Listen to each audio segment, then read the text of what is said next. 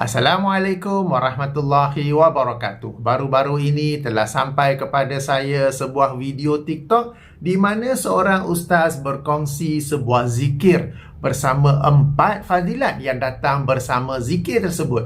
Dikatakan apabila membaca zikir itu sebanyak 100 kali setiap hari akan mendapat 4 fadilat atau keutamaan, iaitu pertama, dihindari daripada kefakiran dan kemiskinan. Kedua, akan menjadi teman kesunyian ketika dalam kubur. Ketiga, dibuka pintu kebaikan dan kekayaan. Keempat, mengetuk pintu-pintu syurga. Fadilat yang banyak tu semata-mata dengan membaca zikir. Ayuh kita dengar audio bagi video tersebut, kemudian saya berikan ulasan atau react. Link bagi video tersebut dalam kotak description. Sambil itu jemput menikmati pemandangan penerbangan saya melalui negara Iran, Pakistan dan India. Jika sesiapa di kalangan para penonton pernah melintasi Malaysia dengan penerbangan, baik Semenanjung mahupun Sabah atau Sarawak, pemandangan lazimnya adalah kehijauan pokok-pokok. Tetapi di 3 negara ini pula, pemandangan adalah suasana gurun dan berbukit bukau yang tandus. Ada kalanya ia sangat tinggi sehingga kelihatan hampir. Padahal ketika rakaman dibuat, penerbangan adalah pada ketinggian 39,000 kaki dari paras laut. Okey, ayuh kita bersyukur dengan suasana kehijauan di Malaysia. Baik, saya mainkan audio, sama-sama kita dengar. Ada hadis Nabi Muhammad sallallahu alaihi wasallam, barang sesiapa yang membaca zikir La ilaha illallah al-malikul haqqul mubin sebanyak 100 kali. Okey, dia membaca zikir ini La ilaha illallah al-malikul haqqul mubin sebanyak 100 kali, maka akan mendapat 4 kebaikan. Yang pertama ialah dalam hadis tersebut ialah dia akan dihindari daripada kefakiran dan juga kemiskinan. Yang kedua ialah akan menjadi teman kita, kesunyian kita dalam kubur. Wirid ini akan menjadi teman kita dalam kubur. Yang ketiga ialah akan dibukakan pintu-pintu kebaikan dan juga kekayaan. Dan keempat ialah dapat mengetuk pintu-pintu syurga. InsyaAllah sama-sama kita amalkan. Ustaz, insyaAllah Alhamdulillah telah amalkan wirid ini. Dan wirid ini begitu power sekali. InsyaAllah mudah-mudahan kita sama-sama amalkan La ilaha illallah al-malikul haqqul mubin 100 kali setiap hari. InsyaAllah dibukakan pintu rezeki oleh Allah Subhanahu Wa Taala kepada kita semua. InsyaAllah sama-sama kita amalkan. Dan satu lagi yang paling penting ialah sesiapa yang share perkongsian ilmu ini, insyaAllah ilmu yang berkat, maka sesiapa yang share dan diamalkan oleh orang lain, insyaAllah setiap amalan yang orang amal itu akan mendapat pahala juga untuknya, insyaAllah. Jom sama-sama kita amalkan, mudah-mudahan dibukakan. Okey, kita telah pun mendengarnya. Alright, baik. Sama-sama kita ulas, react dan juga semak. Pertama sekali sudah tentu ialah sumber rujukan bagi riwayat yang dibacakan oleh ustaz tersebut daripada kitabnya yang asal yang bersanad. Okey, hadis ini dikeluarkan oleh Imam Zunnun Al-Misri yang wafat tahun 248 Hijrah dalam kitabnya berjudul Hadis Zunnun Al-Misri, hadis nombor 10 melalui jalan Al-Fadlu bin Ghanimin. Juga dalam beberapa rujukan lain, namun semuanya melalui jalan Al-Fadlu bin Ghanimin. Okey, saya bacakan di sini daripada kitab Hadis Zunnun Al-Misri, perisian Maktabah Syamilah. Ia daripada Ali bin Abi Talib radhiyallahu anhu. Beliau berkata, aku mendengar Rasulullah sallallahu alaihi wasallam bersabda, aku mendengar Jibril alaihi salam berkata, ya Muhammad, man qala min ummatika kulla yaumin mi'ata marratin. Wahai Muhammad, sesiapa dari kalangan umat kamu yang menyebut, pada setiap hari 100 kali La ilaha illallahul malikul haqqul mubin, Okey, kana lahu amanun minal faqri wa min wahsyatil qabri wastajlaba bihil ghina wastaqra'a bihi babal jannah. Maka adalah baginya 4 fadilat tadilah: keamanan daripada kefakiran, keamanan daripada kesunyian dalam kubur, dan dibuka ataupun dijemput baginya kekayaan, dan dia dapat mengetuk pintu syurga dengannya, ya. Wastaqra'a bihi babal jannah, dia dapat mengetuk dengannya pintu syurga. Hadis ini juga dikeluarkan oleh Imam Abu Nuaim Al-Asbahani yang wafat tahun 430 Hijrah dalam kitabnya Hilyatul Awliya wa Tabaqatul Asfiya, edisi Maktabah Syamilah, jilid 8, muka surat 280. Tetapi dengan 3 fadilat saja, bukan 4 seperti mana yang dibacakan oleh Ustaz. Itu pertama, rujukan. Kedua, sudah tentu darjat hadis. Hadis ini dinilai dhaif oleh Al-Hafiz Al-Iraqi yang wafat tahun 806 Hijrah dalam kitabnya Takhrij Ahadis Al-Ihya, muka surat 398. Juga dinilai dhaif oleh Al-Hafiz Al-Sakhawi. Okey, Al-Hafiz Al-Iraqi, guru, anak muridnya ialah Al-Hafiz Ibnu Hajar Al-Asqalani yang wafat tahun 852 Hijrah. Kemudian Al-Hafiz Ibnu Hajar pula, anak muridnya ialah Al-Hafiz Al-Sakhawi yang wafat tahun 902 Hijrah. Beliau juga telah menilai riwayat ini sebagai dhaif dalam kitabnya yang agak panjang judul, edisi Maktabah Syamilah, berjudul Al-Ajwibatul Maradiyah Fima Su'ila Sakhawi Anhu Minal Ahadisin Nabawiyah, hadis nombor 89. Penyakit utama bagi hadis ini adalah meskipun ia diriwayatkan oleh beberapa imam hadis lainnya, sanadnya semua berpangkal kepada Al-Fadlu bin Ghanimin yang merupakan seorang perawi yang dhaif. Ia juga dinilai dhaif oleh Imam Abu Nuaim Al-Asbahani, di mana setelah mengeluarkan hadis ini dalam kitabnya Hilyatul Awliya, beliau berkata setelah itu gharib, yang ini aneh daripada hadis Salim daripada Malik radhiyallahu anhu. Okey, itu dari sudut takhrij hadis, ya. Takhrij hadis maksudnya sumber hadis dan juga darjatnya. Ketiga, tentang pengamalan hadis. Hadis ini darjatnya dhaif, namun ia bukanlah dhaif jidan mahupun maudhu. Ia boleh diamalkan atas tujuan anjuran beramal atau keutamaan beramal. Yang ini bagi mereka yang mahu mengamalkannya. Namun, seperti mana syarat-syarat yang digariskan oleh para ulama apabila mereka membolehkan penggunaan hadis dhaif atas tujuan anjuran beramal atau keutamaan beramal, ialah tidak boleh berkata Rasulullah sallallahu alaihi wasallam bersabda. Sebaliknya, hendaklah menyampaikannya dengan cara yang mengisyaratkan kelemahannya. Umpama dalam sebuah riwayat dikatakan bahawa sesiapa yang membaca 100 kali sehari, okey, itu sebagai contoh. Itu pertama. Yang kedua, tidak boleh meyakini semua yang dijanjikan dalam hadis dhaif akan dikurniakan oleh Allah Subhanahu Wa Taala. Ini kerana hadis dhaif bersifat 50-50 atau disebut apa? 50-50. Mungkin benar, mungkin tidak. Justru mungkin Allah kurniakan dan atau mungkin Allah tidak kurniakan.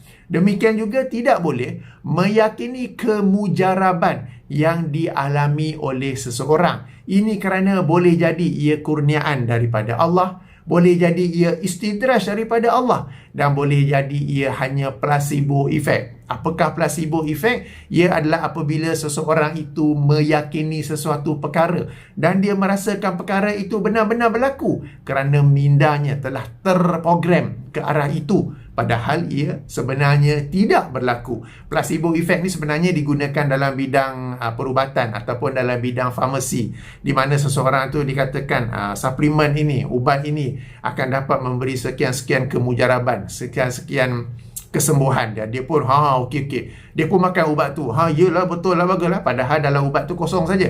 Tak ada apa pun, okey, ataupun sekadar tepung apa, tak ada pun bahan aktif dalamnya. Tetapi kerana telah diberitahu sedemikian dan dia pun percaya kepada orang yang memberitahunya, dia pun bila dah makan tu, yelah, okey.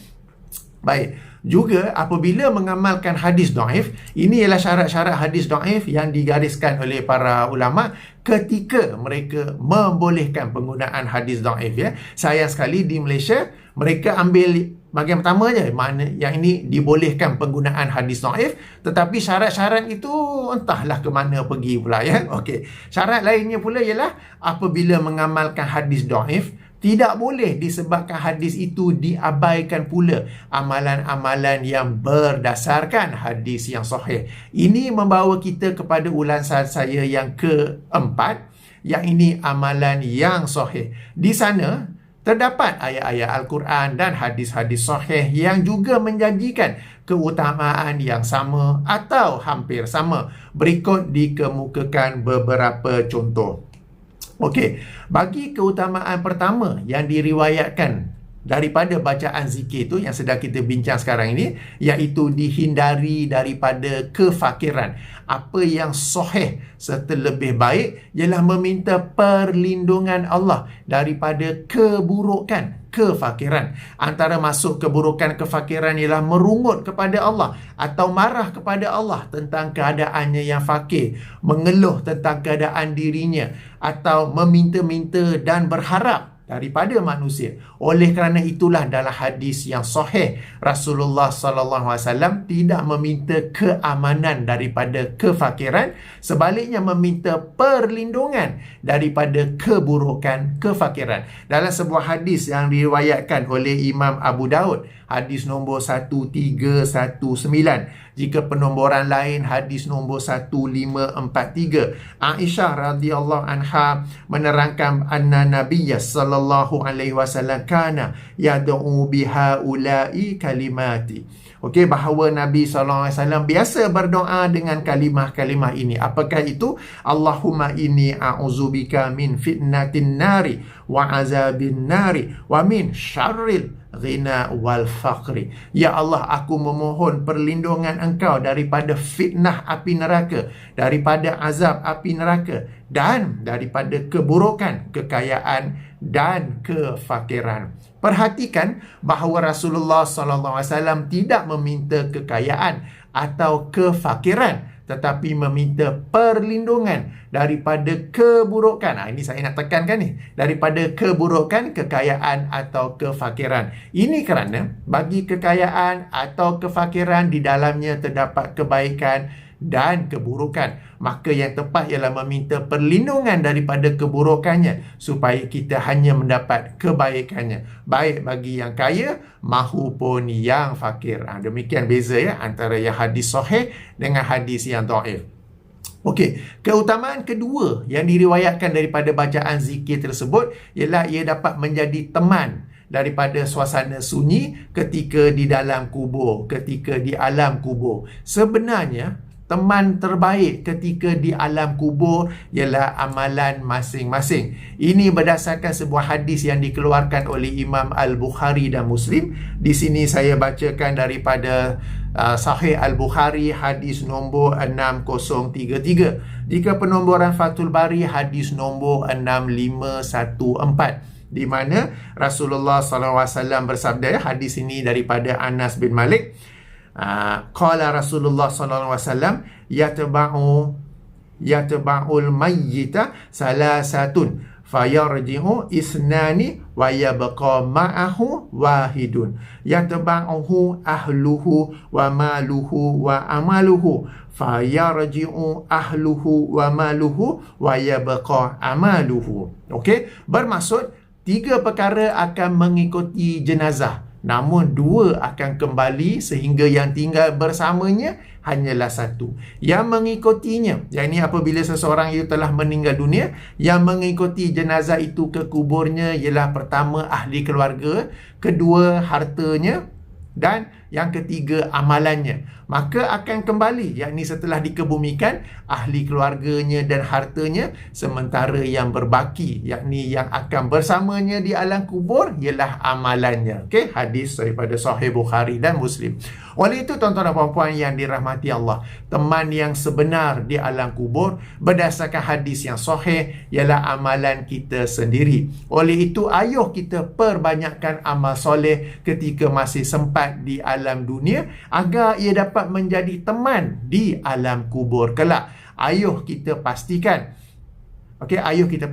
amalan kita adalah berdasarkan hadis-hadis yang sahih atau hasan agar ia benar-benar menjadi teman kita di kubur kelak. Ini kerana hadis dhaif hanyalah bersifat 50-50 macam saya sebut ya. Mungkin dapat menjadi teman dan mungkin tidak, kerana ia hanyalah 50-50, 50-50 sahaja daripada Rasulullah sallallahu alaihi wasallam. Pada kesempatan ini juga saya ingin mengajak tuan-tuan dan puan-puan yang dirahmati Allah untuk menyemak amalan masing-masing agar ia benar-benar menepati sunnah Rasulullah sallallahu alaihi wasallam.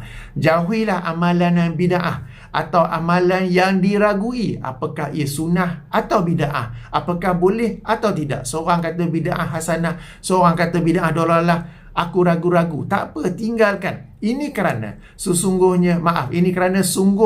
rugilah orang yang banyak amalan di alam dunia hanya untuk diketahui di alam kubur kelak bahawa amalan itu tidak dapat menemaninya kerana ia adalah amalan bid'ah. Pada saat itu sudah terlewat. Kita tidak lagi dapat bertanya kepada agamawan ikutan ketika di dunia dulu, agamawan pujaan ketika di dunia dahulu. Kenapa amalan yang kamu ajar saya ini, yang kamu perindahkan sebagai bid'ah hasanah, yang kamu beri alasan Nabi tak buat, tapi Nabi tak kata tak boleh buat, tidak menemani anda di alam kubur? By that time it is too late to ask them. So let us ensure what we do, the deeds that we do now will really accompany us when we are in the grave later. Ayuh kita pastikan amalan-amalan yang kita buat sekarang ini benar-benar dapat menjadi teman di alam kubur kelak ya. Okey. Keutamaan ketiga yang diriwayatkan daripada bacaan zikir tersebut ialah dibukakan pintu kebaikan dan kekayaan. Sebenarnya jika kekayaan dapat dicapai semudah bacaan zikir tersebut, ternyata umat Islam semuanya kaya raya. Namun hakikatnya tidak. Petua sebenar agar dibukakan pintu kekayaan adalah dengan bertakwa kepada Allah Subhanahu Wa Taala. Yang ini dengan melaksanakan perintahnya dan menjauhi larangannya. Petua ini berdasarkan rangkap terakhir dalam ayat kedua serta rangkap pertama dalam ayat ketiga surah At-Talaq yang pernah saya sebut beberapa kali sebelum ini, di mana Allah Subhanahu Wa Taala berfirman, "Wa may yattaqillaha yaj'al lahu makhraja." Sambung ayat ketiga. Hilang pula. Okey, wa yarzuquhu min haitsu la yahtasib. Yang bermaksud, okey, dan sesiapa yang bertakwa kepada Allah akan dibukakan kepadanya akan dijadikan baginya jalan keluar daripada pelbagai kesukaran yang dihadapi olehnya dan direzekikan kepadanya daripada arah yang tidak disangka-sangka olehnya ya. Surah At-Talaq ayat kedua dan ketiga.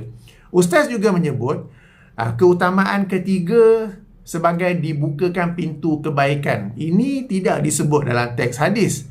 Tapi tak mengapalah, mungkin Ustaz cuba menjelaskan dan meluaskan maksud hadis. Okey, namun apabila disebut tentang dibukakan pintu kebaikan, petua daripada Al-Quran adalah memperbanyakkan amal soleh. Sekali lagi ya, amal soleh ya. Dan ini adalah berdasarkan ayat 97 surah An-Nahl, surah yang ke-16, di mana Allah SWT berfirman, "Man amila salihan min zakarin aw unsa wa huwa mu'min falanuhyiyannahu hayatan thayyibah wa lanajziyannahum ajrahum bi ahsani ma kanu ya'malun." Bermaksud, sesiapa yang mengerjakan amal soleh, baik lelaki mahu perempuan, dalam keadaan dia beriman kepada Allah, maka nescaya akan kami berikan kepadanya kehidupan yang baik, dan nescaya kami akan berikan kepada mereka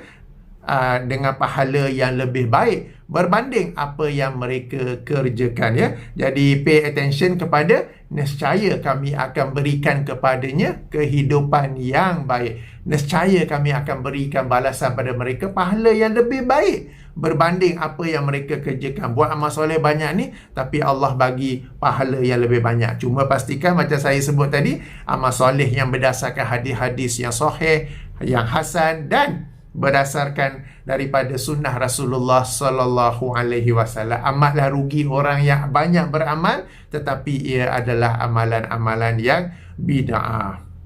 Okey, surah An-Nahl surah ke-16 ayat 97 menyebut tentang amal soleh. Ia terbahagi kepada dua jenis. Pertama adalah amal soleh dalam bentuk amal ibadah kepada Allah Subhanahu Wa Taala. Maka hendaklah dipastikan ia menepati Al-Quran dan As-Sunnah 100%. Tiada bid'ah, baik yang diketahui secara pasti mahupun yang diragu-ragui. Kedua adalah amal soleh dalam bentuk berbuat baik sesama makhluk, baik manusia, haiwan atau alam sekitar. Maka kita diperbolehkan berbuat baik dalam pelbagai bentuk asalkan tercapai matlamat berbuat baik demi meraih redha Allah Subhanahu Wa Taala. Okey, bagi keutamaan keempat yang diriwayatkan daripada bacaan zikir tersebut ialah mengetuk pintu-pintu syurga, kan? Dikatakan membaca zikir itu 100 kali setiap hari akan dapat mengetuk pintu-pintu syurga. Menyebut tentang pintu syurga, terlintas di fikiran saya sesuatu yang sahih daripada Rasulullah sallallahu alaihi wasallam. Ia dikeluarkan oleh Imam Al-Bukhari dan Muslim, dan di sini ada lafaz daripada Sahih Al-Bukhari hadis nombor 1764 atau mengikut penomboran Fathul Bari hadis nombor 1897, di mana Rasulullah sallallahu alaihi wasallam bersabda, sebuah hadis yang agak panjang ya. Man anfaqa zawjaini fi sabilillah nudiya min abwabil jannati ya Abdullah ya Abdullah haza khairun. Okey, sesiapa yang menginfakkan, sesiapa yang mensedekahkan sepasang di jalan Allah, okey, akan diseru daripada pintu-pintu syurga, wahai hamba Allah, inilah kebaikan, inilah kebaikan yang layak bagi kamu. Para ahli ilmu berbeza pandangan tentang apakah yang dimaksudkan dengan sesiapa yang mensedekahkan sepasangan, zaujaini fi sabilillah. Okey, ada yang berkata sepasang kuda, ada yang berkata sepasang peralatan untuk medan perang, kan? Zaujaini fi sabilillah maknanya pedang dan juga shield. Shield bahasa Melayu sebut apa? Okey, ada pedang, ada shield. Kalau anak panah sekali dengan bow untuk melancarkan, kan? Jangan bagi anak panah aja. Macam mana nak lego pula, kan? Jadi sepasangan. Ada pula yang berkata tak, kalau nak bersedekah bagi dua, itu lebih baik daripada bagi satu. Okey, ada yang berpandangan ini tidak terhad untuk jihad fi sabilillah saja, tetapi bila-bila masa bersedekah jangan bagi sekadar satu, tetapi bagilah dua, ya, merujuk pada keumuman lafaz, ya. Man anfaqa zaujaini fi sabilillah, sesiapa yang bersedekah sepasang di jalan Allah. Di jalan Allah tak semestinya jihad fi sabilillah, tetapi apa-apa yang selari dengan syariat Islam, tetapi sepasangan. Okey, jadi hadis ni menarik sebab banyak ayat Quran hadis yang menganjurkan kita bersedekah, tetapi hadis ini menganjurkan kita bersedekah secara berpasangan. Maknanya jangan bagi satu, bagilah dua, ia lebih bagus. Maka akan diseru di akhirat kelak daripada pintu-pintu syurga, wahai hamba Allah, inilah kebaikan, ya. Kemudian disambung lagi, faman kana min ahli salati du'iya min babis salati, dan sesiapa yang daripada kalangan ahli solat, orang yang banyak melaksanakan solat, solat fardu dan juga solat-solat sunat, maka dia akan diseru daripada pintu-pintu syurga yang pintu solat. Wa man kana min ahlil jihadi du'iya min babil jihad, sesiapa yang banyak berjihad maka dia diseru daripada pintu jihad. Man kana min ahli siyami du'iya min babir rayan, dan sesiapa yang banyak berpuasa, ahli siyam, banyak berpuasa, puasa Ramadan dan juga puasa-puasa sunat yang lain. Kadang-kadang kita ni puasa sunat tu sekadar puasa 6 hari selepas Ramadan tu saja, kan? 6 hari Syawal. Lepas tu puasa sunat tak ada dah. Okey, tetapi ahli siyam ni banyak berpuasa sepanjang tahun. Tetapi pastikan puasa yang bertepatan dengan sunnah. Jangan puasa dengan puasa yang bid'ah. Sia-sia saja, pintu syurga tak akan panggil. Maka akan dipanggil oleh pintu syurga yang khas untuk orang yang banyak berpuasa, namanya Ar-Rayyan. Wa man kana min ahli sadaqati du'iya min babis sadaqati. Dan sesiapa yang dari kalangan orang yang banyak bersedekah akan diseru daripada pintu sedekah. Faqala Abu Bakr radhiyallahu anhu, maka berkatalah Abu Bakar As-Siddiq radhiyallahu anhu, bi abi anta wa ummi, demi ibu, demi ayah dan ibuku yang menjadi tebusan, ya Rasulullah, ma'alaman du'iya min tilkal abwabi min daruratin fahal yud'a ahadun min tilkal abwabi kulliha. Okey, bermaksud wahai Rasulullah, apakah seseorang itu akan dipanggil daripada pintu-pintu itu jika dia mengamalkan semua sekali itu? Dia buat semua sekali, secara ringkasnya. Qala, Rasulullah bersabda, na'am fa'arju an takuna minhum. Betul, akan dia boleh diseru oleh semua pintu-pintu itu, dan aku berharap engkau salah seorang daripada mereka. Okey, hadis yang panjang, Sahih Al-Bukhari nombor 1764. Demikianlah ayat Al-Quran dan hadis-hadis sahih yang membicarakan tentang 4 keutamaan yang disebut oleh riwayat yang menjadi perbincangan kita dalam video ini. Okey, apa yang mesej yang cuba saya hendak sampaikan melalui 4 contoh tersebut? Okey, beberapa ya. Pertama, dalam rangka mengamalkan hadis yang ringan kedhaifannya, yakni bagi mereka yang mahu mengamalkannya, janganlah disibukkan olehnya sehingga diabaikan atau dipinggirkan amalan yang berdasarkan Al-Quran dan As-Sunnah yang sahih. Atau jangan merasa cukup dengannya sehingga tidak lagi mengamalkan amalan berdasarkan Al-Quran dan As-Sunnah yang sahih. Kedua, suara hilang. Apabila menyampaikan hadis dhaif yang ringan kedhaifannya, ada risiko sebahagian orang yang mengamalkannya lalu merasa cukup dengannya. Ini disebut sebagai risiko kerana hadis dhaif sifatnya 50-50, 50-50, di mana anda mungkin dapat atau mungkin tidak dapat apa yang dijanjikan oleh hadis tersebut.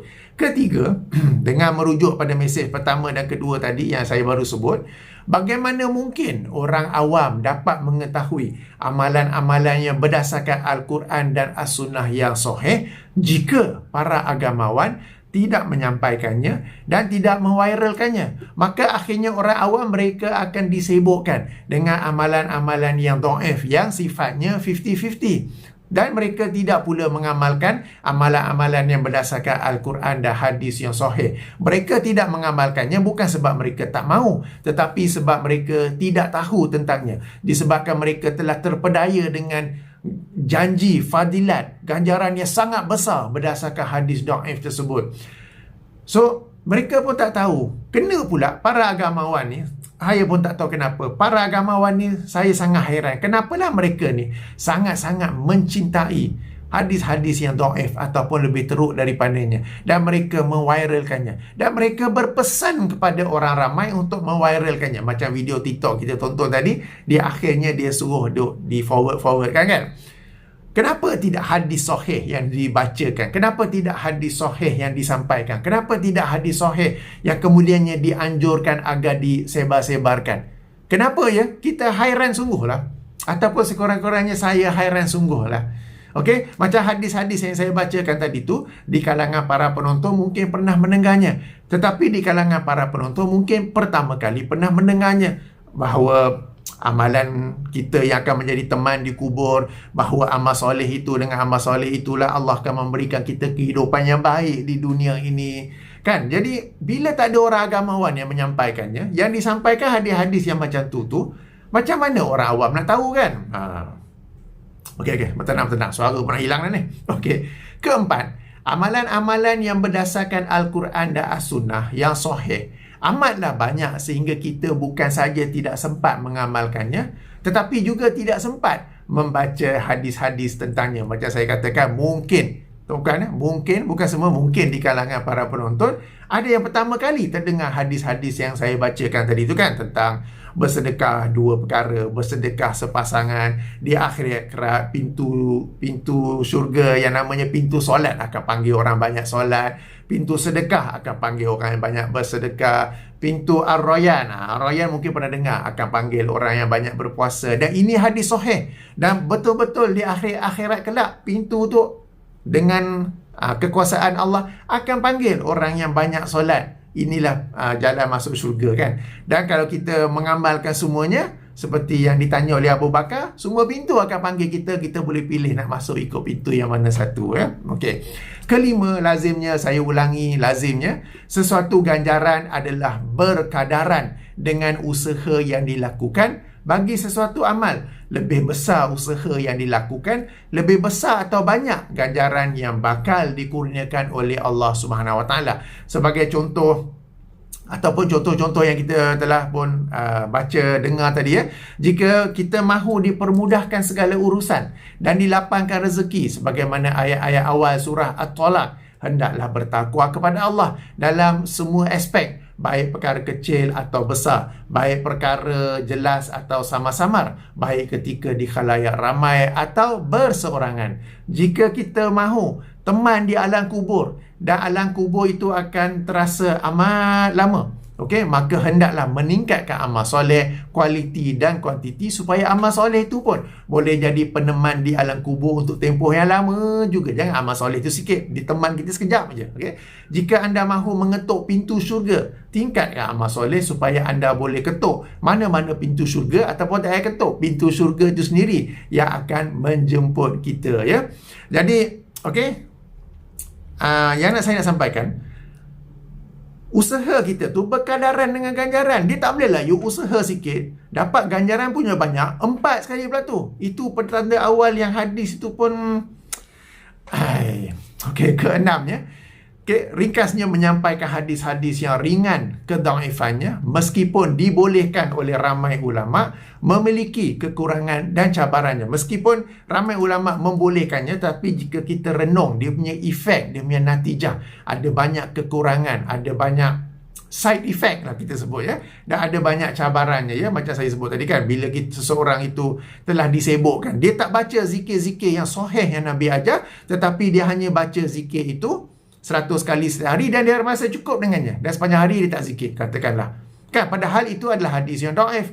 Hadis yang sahih tak ada orang yang nak ajar, tak ada orang yang nak sampaikan, tak ada orang yang minta diviralkan kan. Ini side effect hadis dhaif yang kalau kita tahu, kita pun akan berhenti daripada menyampaikannya. Okay? Orang akan sibuk dengan hadis dhaif dan mereka akan meminggirkan, ataupun mereka sendiri memang betul-betul tak tahu adanya hadis dhaif. Adanya hadis yang sahih dalam perkara itu. Dalam kes ini, dalam perkara, dalam amalan berzikir dengan zikir-zikir yang sahih. Oleh itu adalah lebih baik dan selamat untuk mencukupkan diri dengan hadis-hadis yang sahih dan hasan. Demikianlah ulasan saya ya.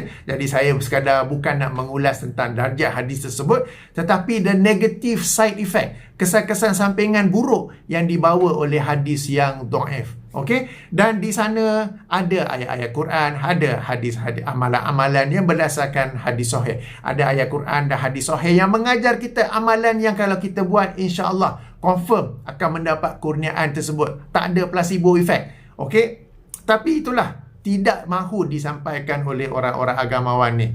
Saya kata saya sungguh hairan. Tidak mahu mereka sampaikan, tidak mahu mereka viralkan, tidak pula mereka minta viralkan. Boleh baca hadis tu, boleh pula kata ilmu yang diberkati. Baik, rasanya sudah cukup sehingga sini. Subhanakallahumma wa bihamdika asyhadu an la ilaha illa anta astaghfiruka wa atubu ilaika. Perasan tak sekarang ni biru saja? Biru tu maknanya sekarang sedang terbang di atas lautan Teluk Benggala. Tadi kita Indian Continent, ada melintasi pantai, tak nampaklah sangat pantai. Kemudian laut yang biru saja ya. Sekarang kita di lautan Teluk Benggala, Bay of Bengal. Okey, Assalamualaikum warahmatullahi wabarakatuh.